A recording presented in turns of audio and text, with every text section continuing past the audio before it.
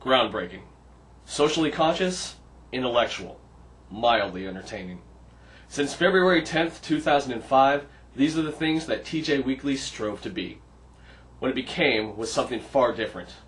Fresh off their stint in the award-deserving Team Hasselhoff, Theo Heemeyer and Jason Furking decided to create a short film every Tuesday night for the world to enjoy on Wednesday. Hello, I'm Joey Summers.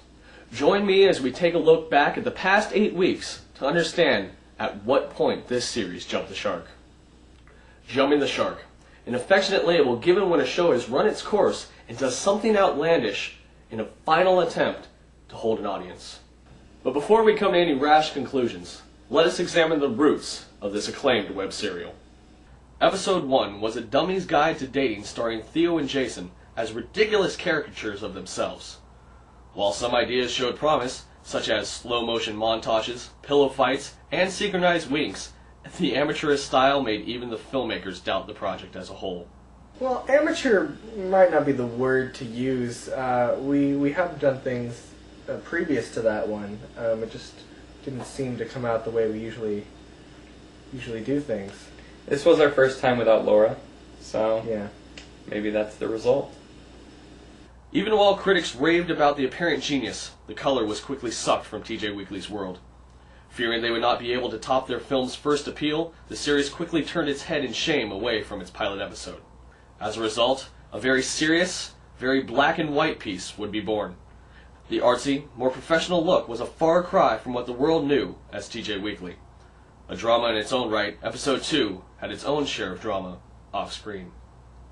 A lot of that film was pretty much straight out of real life. Yeah, I remember arguing about that cookie, actually, and we decided after all was said and done that we figured, why not make a film about it?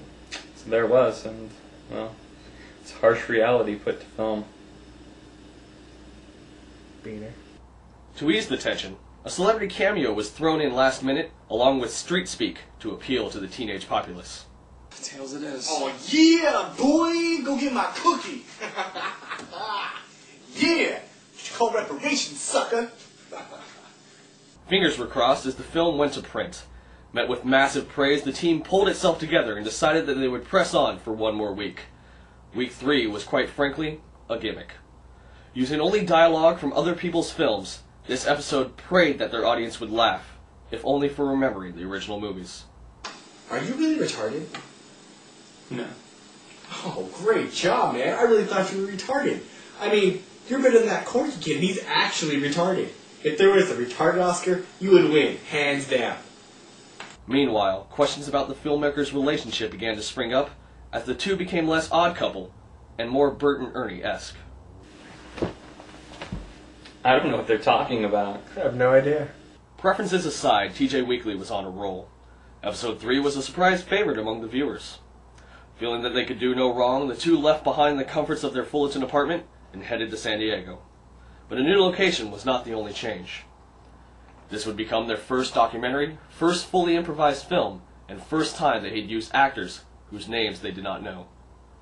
Theo and Jason were now playing completely different characters, making ridiculous claims and empty promises to keep the viewers interested. What can we expect from this shoot?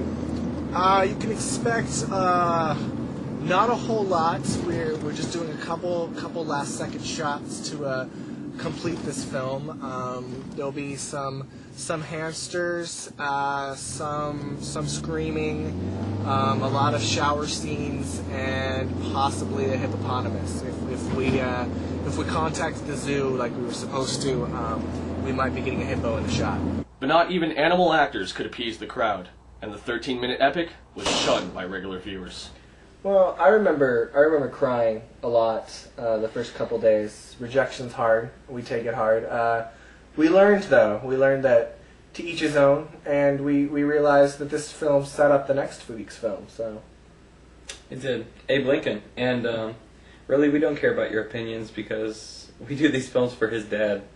There would be no time to worry about other people's opinions. Episode 5 would prove to be their best and most intricately planned film to date. With ideas flying around for weeks and schedule changes becoming commonplace, TJWeekly finally nailed down its actors. The idea was simple: create a trailer to a film that never existed. The premise was complex. Set in the future, a president was brought back to life after 200 years to fight crime. For the first time, neither Theo or Jason had the main role. Well, we really thought it was time to step out of the spotlight and give someone else a chance, and I think he did really well. Definitely. He was a really a breeze to work with. Behind the camera with Jason and I directing, we can actually focus on our shots, and I think it showed a lot. And it helped that he thought he was Abe Lincoln. Elaborate stunts, locations, and choreography were all contained in the shortest TJW yet. But drugs and violence also reared their ugly heads in this gritty look at Abe Lincoln's afterlife. Oh, we don't condone it. We just acknowledge that it's there. As expected, this 3-minute miracle garnered the highest praise from audiences everywhere. Lines became catchphrases for the general public, and reviews were phenomenal. Truly the best film ever. The funniest thing I've ever seen. The best by far. I really liked it. If this was the case, the boys had a lot on their plates. Smart enough not to follow up with another comedy, Episode 6 would venture into uncharted territory. The genre film. More specifically, horror. Feeding inspiration from Kiyoshi Kurosawa's films, the duo once again played themselves in a creepy tale of a killer in their own midst. Taking 6 weeks to reach their first death, they managed to hold out longer than any college filmmaker ever has. Using their identities as the characters did pose as a problem, though. That's the question. I mean, how do you bounce back from killing one of us off? I figured dream sequence. I mean, I've dreamt of killing Theo many times. I dream about bunnies. A cop-out to some, it worked.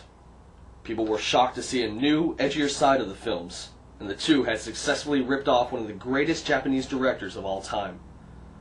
With spring break growing near, TJ Weekly wished to shine a little light on the true reason for this season.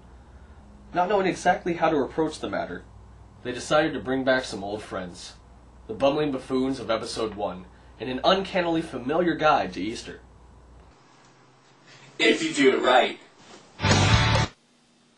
If you do it right. Oh, here. You're not getting a meal? Not without the coops, babe. Not without the coops. You're not getting the ham? Not with this delicious bunny in front of me. Do it, Rockapella! Do it, Richard Cheese! While their hearts were in the right place, could it just have been the two had run out of ideas? Perhaps it didn't matter, as friends, family, and men of the cloth gave the thumbs up. The two took spring break off to prepare themselves for the challenge that lay before them, to create a film that would stand up against 29 others from the same script. Their entry into the 48 Hours of Madness contest was such a success that a lazy TJ Weekly deemed it worthy to put up on the internet for its tens of viewers. Don't get all high and mighty. I mean, it was new to you guys. Question not. Only God can judge us. Recruiting a familiar face to introduce the piece, the preconceived film received a TJ Weekly title card and became official. No one seemed to care, and Episode 8 was a smash. And this brings us up to date. Episode 9. A clip show so contrived, one must wonder if this episode itself is that shark-jumping moment in time. The dream was to create a film each week and entertain those so easily amused. They promised you nothing more, and they delivered nothing less. TJ Weekly. 9 weeks in, and they still haven't jumped the shark. I'm Joey Summers. Good night.